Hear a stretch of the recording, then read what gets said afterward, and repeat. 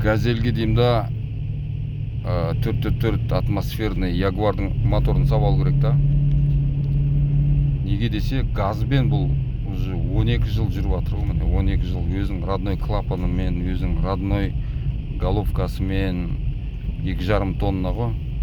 Тем более бұны щадящий режимде емес, кәдімгідей агрессивный ездамен айдап жүрген машина бұл. Су ойлаймын да, бұл 2 УЗ салғанша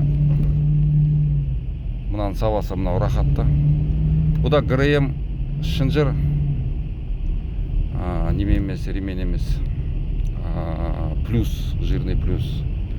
Одан кейін клапан енді бұда неме жоқ, гидрокомпенсатор жоқ. Гидрокомпенсатор жоқ, бірақ тоже УЗ-ке ұқсайды, стаканда, короче.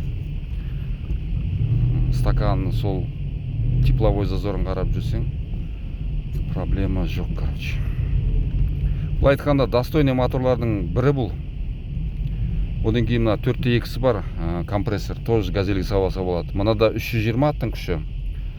4T2-сінде компрессордың арқасында суперчаржер.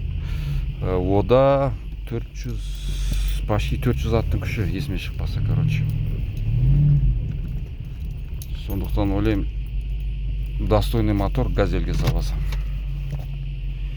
Родной клапан, айтып отырмын ғой, родной клапан әлі. Клапан притирка жасалмады. Только тепловой зазор клапанды жондым. Зазор қысылып қалды стакандардың. Головкасын шешіп алып,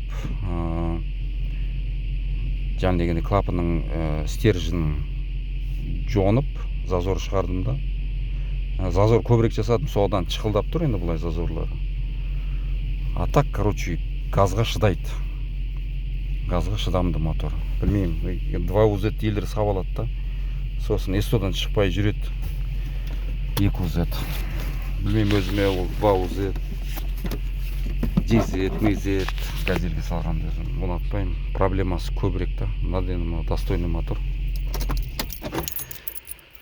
Так что алтын сырға дейді ма, біреулерге ойлары кетіп жүрсе, газельге қандай мотор тағам десе, осыны сасандар болады.